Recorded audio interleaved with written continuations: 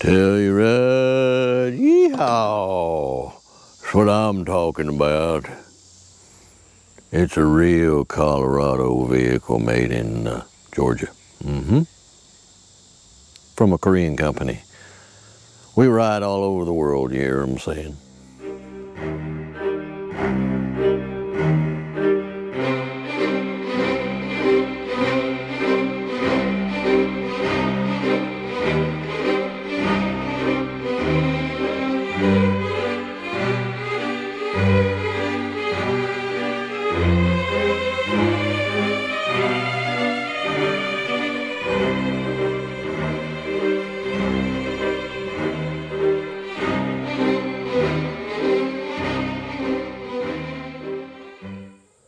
It's 40 feet long and 50 feet wide. They give it a name. It's called Telluride. Woo-hoo-hoo. Coming your way. Buckle yourself in, okay?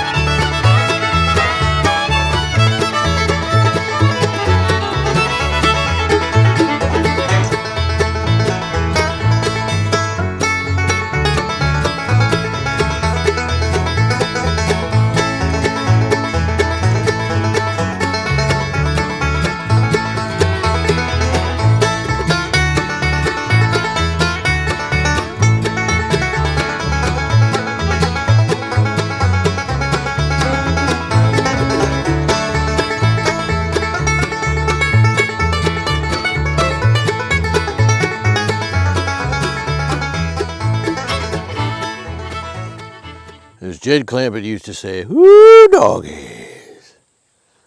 As Mr. Darling used to say on the Andy Griffith Show, more power to you.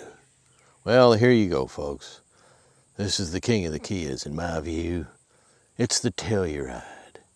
It's only been around a few years, but it's already making quite a splash on the, I think people call it a mid-size. I call it a full-size because I don't know no better and I ain't got no sense. But I find it to be a very, very commodious vehicle. But that's not why I think it's getting such popularity thrust upon it.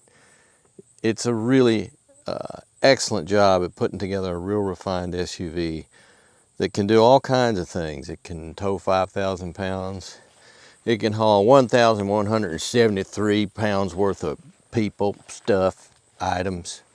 It can do all these things and do it in a very refined, cool manner. And this is one of these vehicles I'm impressed with because I get the feeling before they brought it to market, they really thought this one out. And there's just so much attention to detail and so much nice logical stuff that makes it comfortable right away, but it also makes it very easy to live with right away. And that's great because when you're spending upwards of $40,000, $50,000 on a truck, you like it to be something comfortable for your family right off the bat. And here we are. In this equestrian setting, we have a vehicle that's named after a little town in Colorado. It was big on silver mining, as I recall. I'm not that old, but I think that's how Telluride got its start. And this is the most unusual vehicle I've tested recently in that it's very, very deceptive in that it's much bigger than it looks, but much smaller than it looks. And much bigger on the inside, but really not that much bigger on the I've always thought it was bigger than it was just because of the impression it gives you when you're inside it. It doesn't drive like it's a big hulking beast, not at all. But it does seem to have an awful lot of practical room in it. And as with all things like this, you got to start with the motor. So let's do that. You, me, them horses over there. How you doing, guys? Let's start with that. Our motivation, our 3.8 liter V6 engine, shall we? Who goes there? Is that an Aspen? No, that's made by Chrysler. Is this a Santa Fe? No. No, that's made by Hyundai. My God, look at there. It's a Telluride. Now I have to tell you, if there's one thing I'm a little disappointed in with this vehicle, it's the engine, but not because it doesn't have enough power or refinement or anything like that.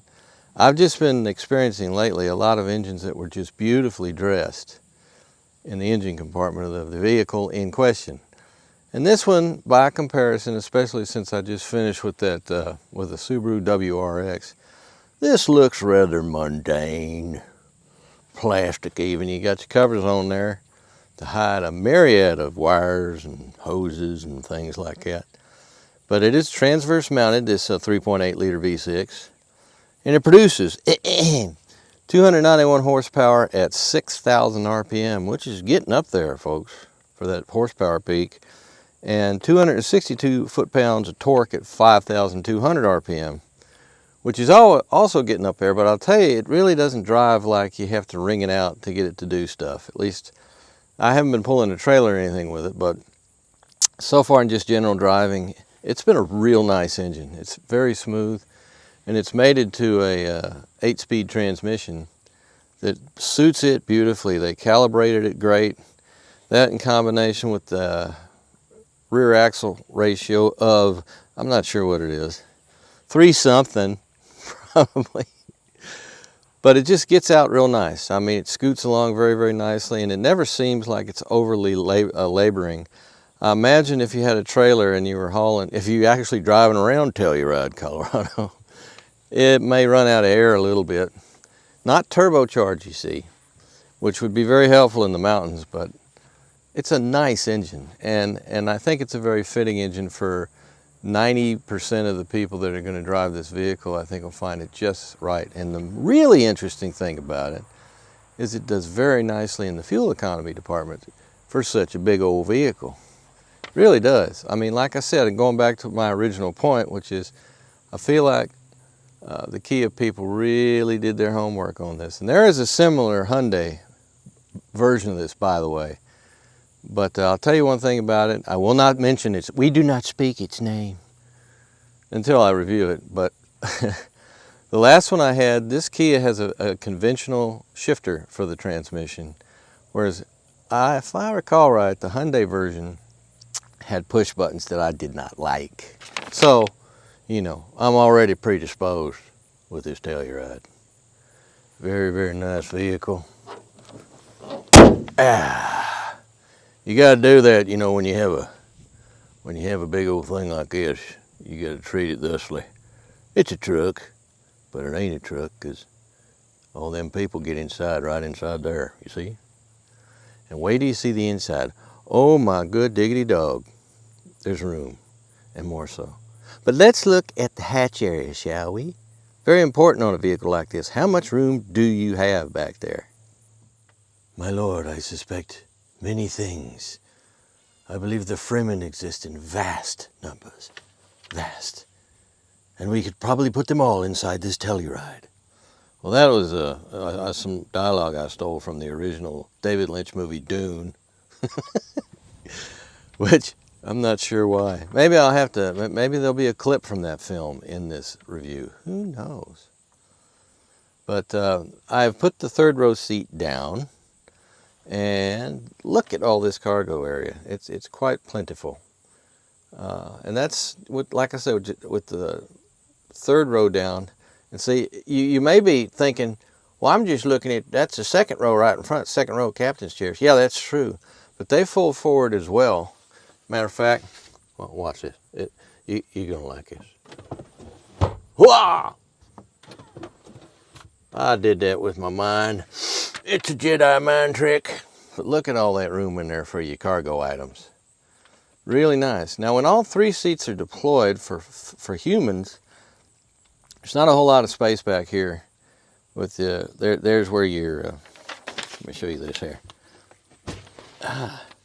See? Here's a little storage area. I don't know what's in the box. Should I open the box? Box doesn't belong to me. Nah, I'll be good. Until when the camera's off, then we'll see. But it has a fairly what I would call an average liftover height, which is good for setting down parcels and picking them up. But it's still fairly high off the ground if you need something lower to the ground, you know, if that makes any sense to you. But I think more and more I'm starting to like these higher liftover angles because they just seem to be a lot more practical. And inside there is also a temporary spare tire below there, which surprised me because I expected I think everything's full size on this. It actually isn't. It's a mid-size, but it has 3 rows and it's a big old thing. And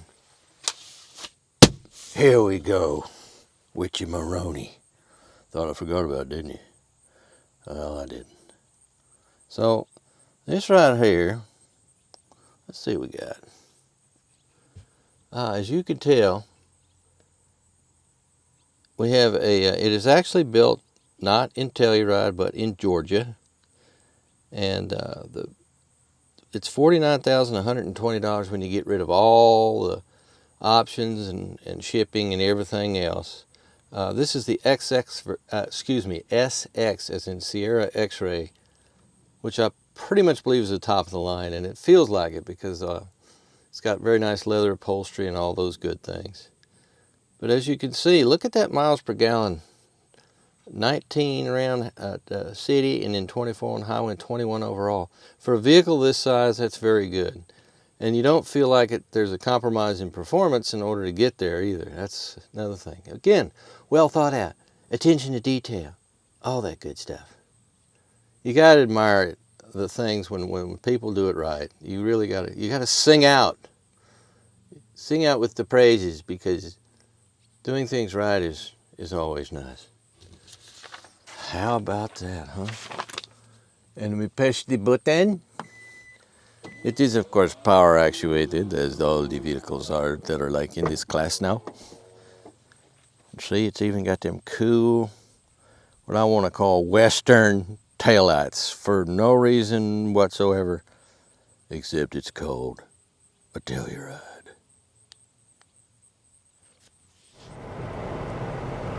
Well, look at this array. I like this array right off the bat because it's all mechanical, except for the trip computer in the middle, obviously. And that computer has different places it can take you, of course. First of all, on your left, you have your tachometer.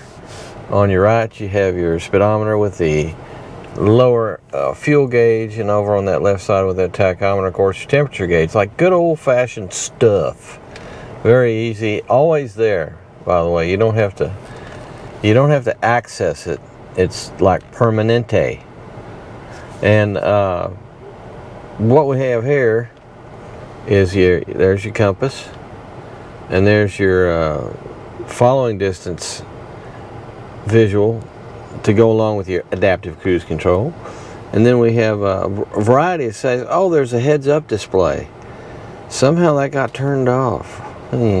Driver's assistance, door lights, sound, all this good stuff, so you can adjust things. Convenience. Now that's where you hit that and it'll tell you where the nearest bathroom is. No, that's just not what it does at all. What does it do? Let's have a look, shall we? Seat slide, easy access, that's turned off too. Easy height, easy access, that's turned off. Rear occupant alert, that's turned off. I mean, there's just nothing here that's on. Wonder who did all that. Then we have the welcome mirror in the light and the wireless charging system. Oh, that explains why the wireless charging system didn't work. Oh, I'm turning that on. Oh, that's interesting. I learned something today. And then traffic information, wiper lights display. Look at all this stuff. You have a potpourri of information that can be dialed up for your convenience. Pretty good stuff, huh? Next, let's move on, shall we? Oops, sorry. I'm steering the car through the debris. Then we have accumulated info like your trip meter and your average miles per gallon. It's saying 24.8. If that's true, wowie zowie. That's really nice. So there you go. That's very, very easy to decipher, to use, to understand, and quite frankly, to appreciate. So then we'll go over here, all the way over to our main stack, as we call it. Everything on this vehicle, this is, I keep talking about how big this thing is. Everything on the vehicle is designed to be big and convenient. For example, look at the size of these buttons. They're enormous. They're very large and very easy to access for all individuals. Whether you got little stubby fingers or great big long graceful fingers, or maybe you're a bear and you're in the car even though you're not supposed to be, and you can put your big old bear paw up here, and you can probably turn on several things at once. But I love the fact that it's very convenient, very easy to get a hold of there.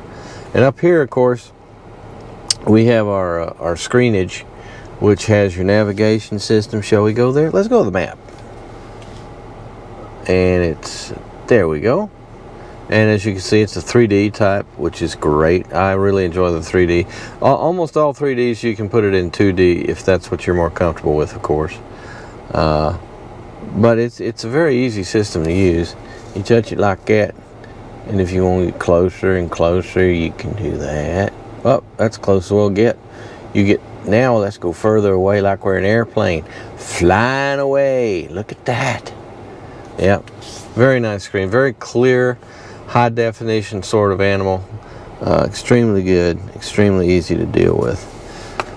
Okay, now we come down here. Now here we have here's a slight mystery. I'll figure it out. But both the front seats have heating and cooling.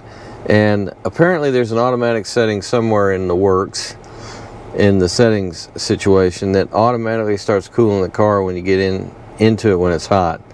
And this usually means that the seat ventilation system is on maximum. And I always come up over here and I heat it like that, and hit it like that, and turn it down a little bit. Both the passenger and the driver get this extremely nice feature. And then we go back to a very conventional, incidentally, that's where you charge your cell phone, which I couldn't get it to work earlier, but I bet it'll work now.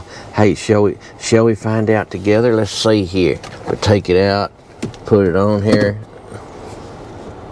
And are you charging, buddy?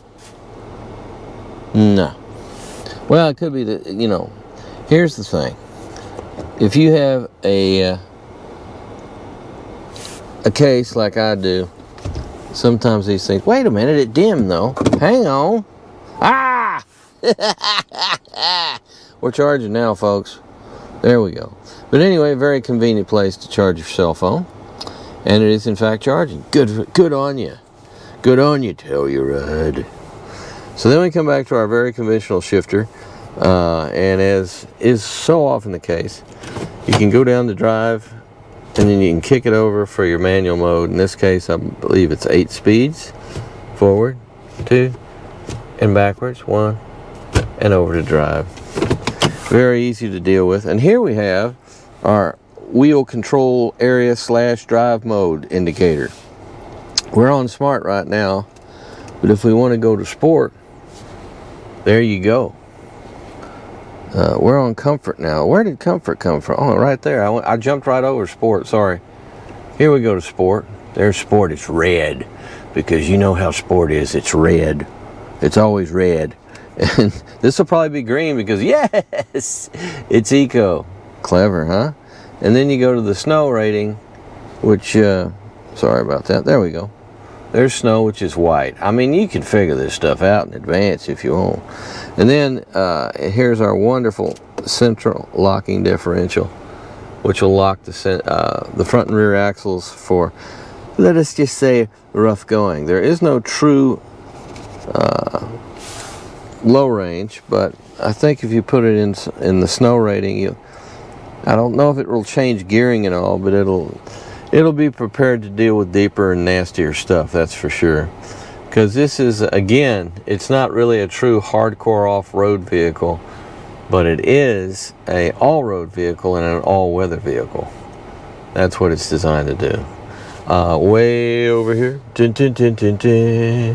standard cruise control cluster on the right side, along with, what's this, what I was playing with earlier, our central computer display array. And this here's, of course, your following distance with your adaptive cruise control.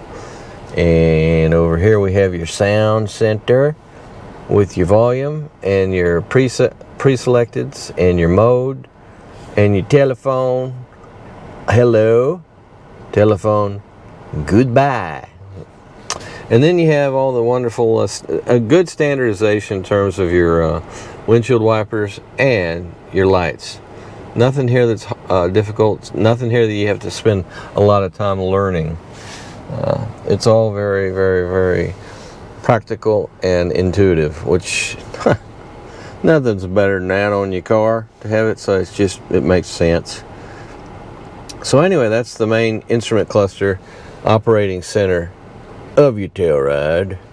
And you know, just like good honest people out on the range, you got a good honest car here without too much of that mumbo jumbo or any of that stuff. All right then, onward. The thing about this whole size thing I keep going on and on about, it really is not that much bigger than I've been letting on. It's not really full-size SUV capacity. It just feels like it. And that's, you know, I don't know what to tell you other than that's the feeling I get when I'm inside it. I see vast territory. Oh, wait a minute, door's locked. They often, you can adjust that, by the way, into what happens when you press the button and other things, and your keyless entry. To fine tune that, it can open all the doors at once. Now what I've done right here, look at that. That's primarily for access to the third seat, which I have folded down at the moment. I'll fold it up at some point, so as to show you how much room it is.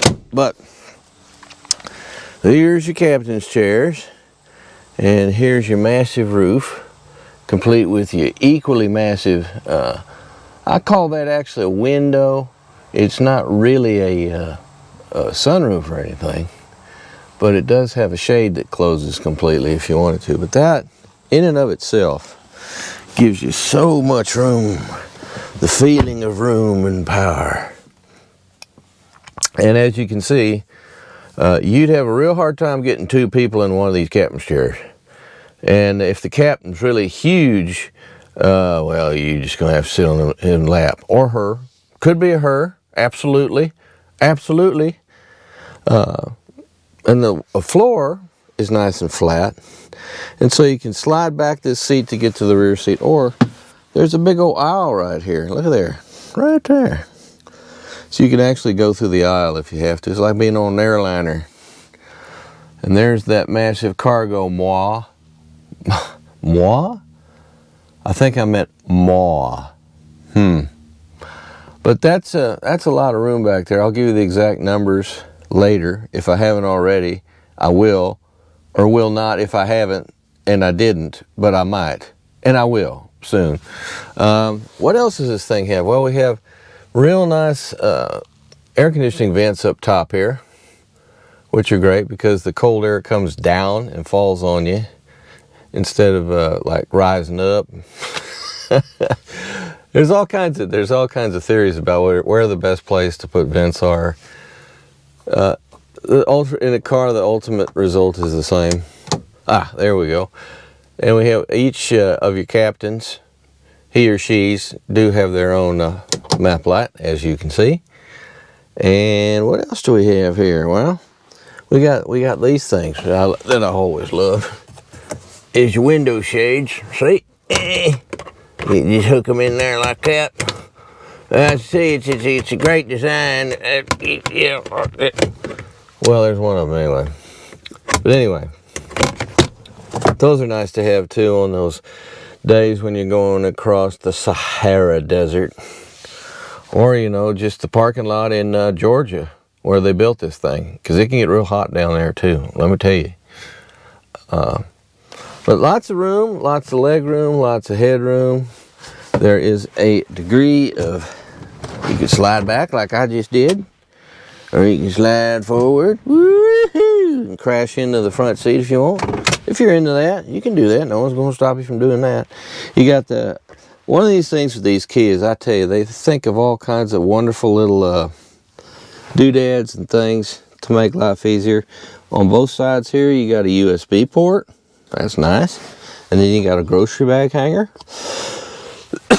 Pardon me. And when the going gets rough, you can grab hold of this thing. You can do that. So, nice, huh? Lots of room. Only in the lower grade trims can you get a bench seat back here, which this is configured for maximum number of passengers of 7. So you get 1, 2, and then 3, 4 right here where your captains are sitting. And then the rear bench seat, which I will deploy later, is good for 3 more if you want. So that's 7 people. So the thing is, when I was talking about room before, does this really have a lot more room than, say, like a Highlander?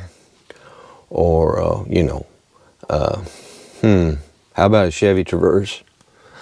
Not really. I think the room's very comparable. But like I say, and maybe it's some kind of voodoo that Kia does, but I just feel like this thing is bigger on the inside just because of various things that make it feel that way. Not that either of those vehicles I just mentioned are tight or cramped at all, but they just don't seem to have the vastness of the Telluride. Now, to be very honest with you, I'm not usually the magic man, but I want you to observe the following magic. As you can see, the third row seats have been folded in, flat out like a lizard drinking. But through the amazing digital revolution that we live in, and a touch of magic, even though I'm not a magic man, you can do this. And huzzah! How you like that, huh? It's just like magic, pretty much. But these rear seats, very easy to deploy. And all you do is you just, when the floor is flat, there's a strap. You grab the strap, pull the strap aft with the hatch open. I would recommend doing that. Don't try to do this like if you don't have an aft situation. And boom, they lock into place, and there you are. And there is a bit of reclining you can do here. Let me show you. There's here. See, look at there. Look at there. Ooh, recline. Not a lot, but enough. And there's room for 2 back here, depending on your personal architecture. Allen Iverson, probably not. Peter Dinklage, absolutely. And people in the middle, I think, will fit just fine. But it's very, very, that's one of the things I like about these third row seats that are well designed, is that they're very, very easy to put up and down. And like I said, you can access via the aisle, or you can slide one of the seats forward, and you have numerous ways of doing that. So nice, huh? It's not as massive as I said before. It's not no Tahoe, but it still has a lot of room in it for its size, I must say. Good job, Kia. I could tow through Carolina with a trailer big as China if I only had a frame. Well, we have no frame here. on our Telluride. But we do have a very, very sturdy chassis. As you can see, the rear suspension here is an independent variety, multi-link, with a crossbar here. That what you have with all these vehicles like this is you have a unibody construction with a subframe, and the subframes then affix the suspension components to the actual unibody part of it, to put it mildly simply. And it's a pretty sturdy setup.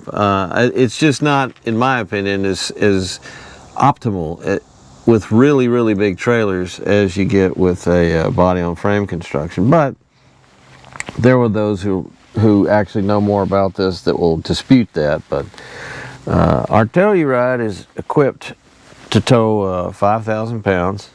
You can see here it has a temporary spare, which kind of surprises me. I was expecting a full size, but it'll work, it'll do, it'll survive. And you have a pretty decent amount of ground clearance, and you also see a decent amount of undercladding around various parts of the truck to keep things tucked away fairly well. So you can go into an off-road situation, not seriously off-road, not Boulder Lake, not Moab or something like that. Well, Moab's a one-off if there ever was one. It's the least likely type of off-road terrain you're ever going to encounter. But the kind of trails and things that most people would take a vehicle like this, the Telluride does fine. I mean, it has a good all-wheel drive system, four-wheel drive system, and it does have a very stout suspension and seems to be very well put together. As you can see, the finish and fit on all this is very, very good. And as you can see, that's where you get your really nice ride quality, is not having a live axle back here, but instead having these independent units. And that's pretty cool. And as you can see here, your trailer fittings are right here. You see here? This is where your trailer goes, right here. It attaches here. And then that goes into the lower part of the unibody.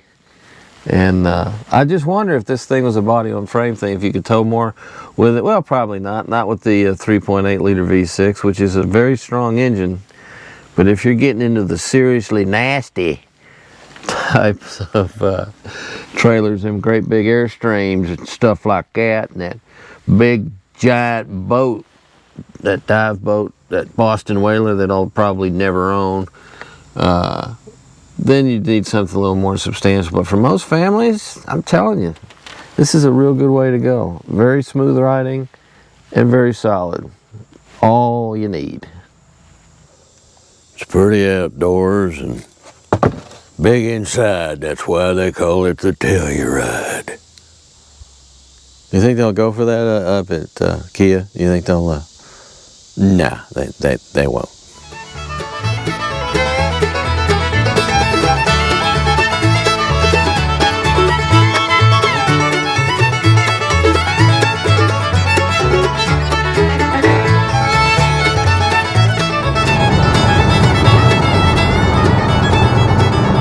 One thing I do like about this Telluride is it seems to track really well. There's some grooves in this pavement. This is a particular stretch of road that I don't get to with every vehicle that I review, but I love it when I can, because grooves do weird things depending on more than anything else. Groove pavement ahead, I'm already on it, man. Depending on the width of the tire more than anything else. Man, this thing rides so nicely. And like I said, it has that combination of a very smooth ride, but it also feels very controlled and solid. Like the chassis is really solid. I find this impressive, very impressive. Again, if only I had 19 kids to stuff in this thing, and we'll see how it handles with some weight.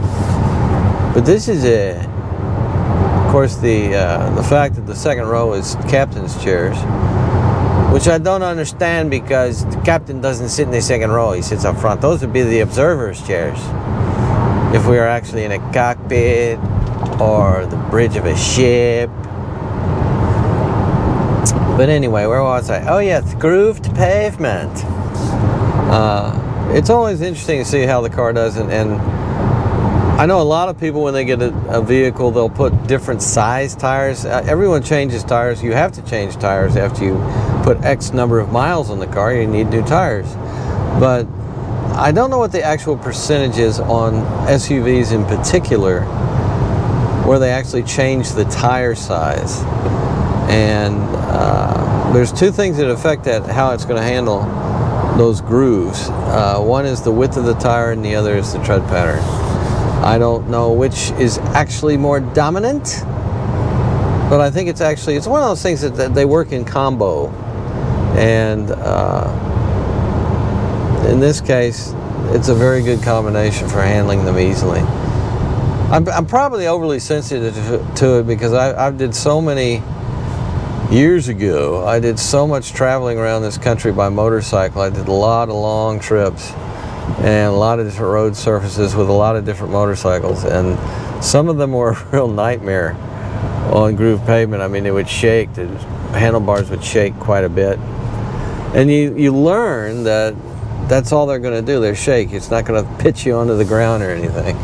You just have to have a firm but not too firm grip on the bars, and kind of let them do their thing, and you'll be fine. But cars are different because cars, it's more of just a minor irritation rather than anything that makes you uncomfortable.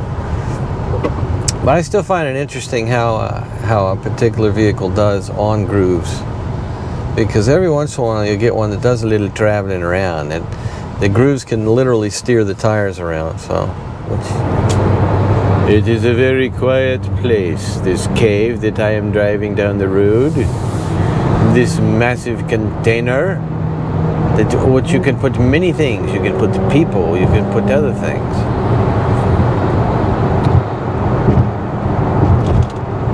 And it isolates the road nicely without completely destroying your contact with the road, because there seems to always be a thing. Well, wow, these guys are actually racing up here. I wonder if I'm going to be fetching the first aid kit within the next 2 minutes. But it's that great combination between isolating you from the big bumps and let enough contact with the road through the steering and the suspension itself, let you know what the heck the chassis is up to. This gets a little more difficult the bigger the vehicle. You jump into, say, like, I don't know, a Toyota, what is it, the 86. That thing is just, it's a total driver's car, and it's totally always telling you what it's up to as far as road contact, the steering, everything. But as you get bigger and bigger, you get more and more isolated, and that's one of the big things, challenges that you have with big SUVs, big pickup trucks, because you have to have such large, heavy suspension components to handle the weight and everything of the large, heavy vehicle. And those suspension components become heavier and heavier in order to make them strong enough. And you're seeing, and I point this out from a lot, more and more vehicles and more cars are using more aluminum in the suspension components. It's more expensive, but at the same time it reduces the unsprung weight, so that you get a generally much better ride quality, and especially it's beneficial in the handling department. And this vehicle does real well. It does maintain a degree of stability, and yet it's really nice at absorbing the bumps, the bimps. And there's the one thing I do not enjoy is the bimps. But then again, you know, if you're on your horse and you go over rough terrain, let's say you're in Colorado, just outside of Telluride,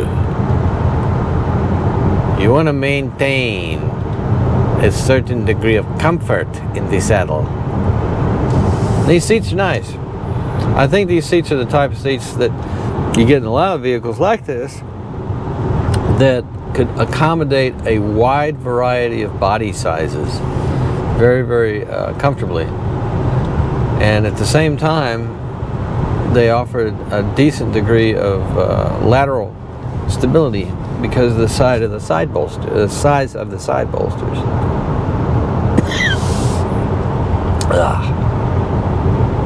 Very impressive. Very impressive indeed. You know, some things are just so cool that you can't just glance over them, you have to share. You know what I'm saying? And look at this. These are your front fog lamps. Look at that.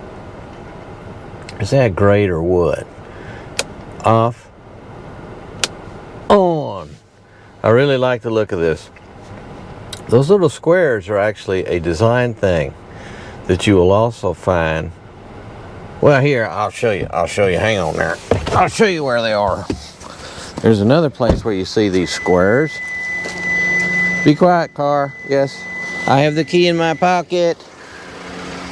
Cars are getting so bossy. You notice that? I don't know if you've noticed that or not. But here's our exhaust. Look at that.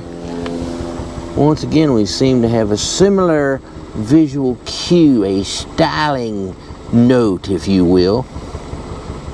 And they really like that thing. As you can see while we're here, this vehicle is prepared for towing activities. Good stuff, huh? Right there. Plug it right in. 5,000 pounds if you want, provided that you know, you don't have 77,000 pounds of stuff in the back too. Gotta watch these things.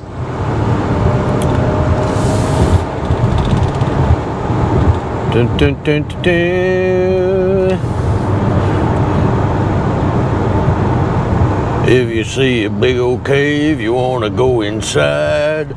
But hey, that's not a big old cave. It's called a Telluride.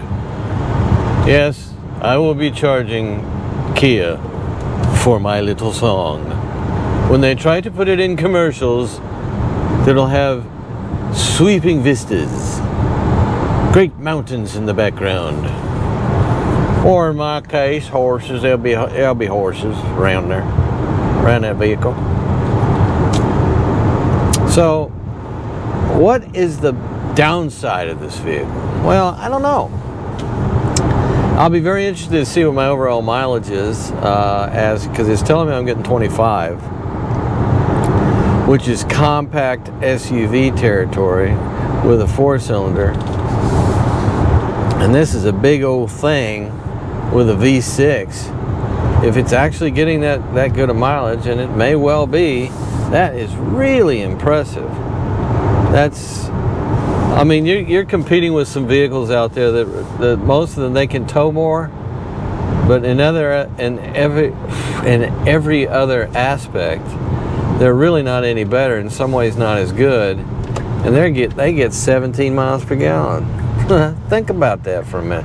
That's the kind of real improvement you want.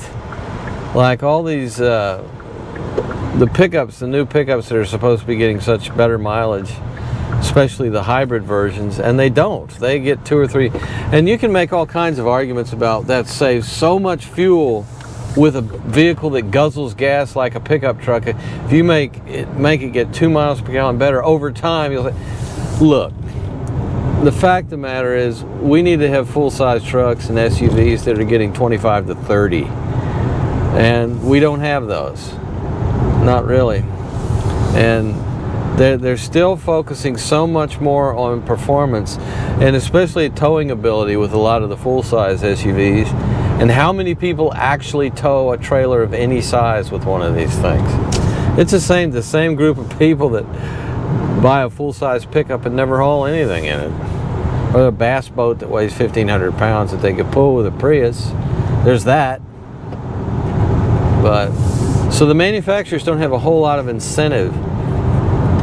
And I mean, the engineers work really hard. This stuff is not easy. Once you get over a certain point where you're talking about necessary, your what you need to have in terms of power output, what you need to have in terms of size, what you need to have in terms of towing ability and everything, it's incredibly hard to get better mileage out of these things, because all the things I just described take a lot of power to make function the way Americans in particular demand that they function. So the thing is, I mean, until you can change people's habits, which is the hardest thing to do in this country, they fall in love with a certain thing. It's always a material thing of one type or another, and they'll fight you to the death to get to keep that material thing, because that's their thing. It's their whoopee. It's their mechanical whoopee. So the manufacturers have to keep them happy, have to follow the trends, look at what is popular now, try to figure out what's going to be popular 2 years and 4 years down the road. Although I like I state many times, going from the drawing board to a production version is so much faster than it used to be. It's too fast, actually, because I don't think they do enough real world testing. But ooh, there's an egret. Hi, egret. Boy, that's a beautiful little white egret. 2 of them. There's 2 of them. And there must be fish out there. Yes, sir. Yes, sir. And they fear me because I'm in a Telluride.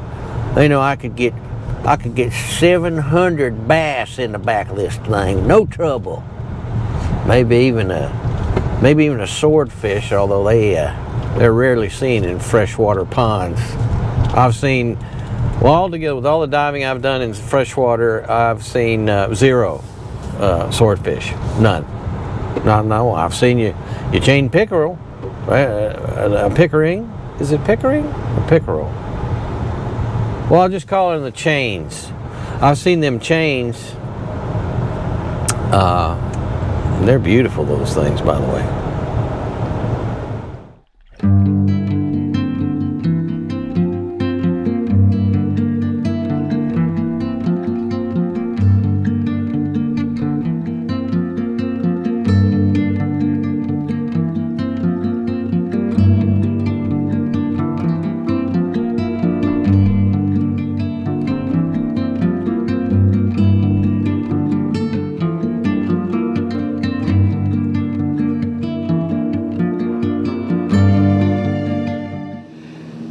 I suspect an incredible secret has been kept on this planet. That the Fremen exist in vast numbers. Vast. Well, thank you, Duncan, Idaho. I told you we'd visit Dune before this is all done, and there we did.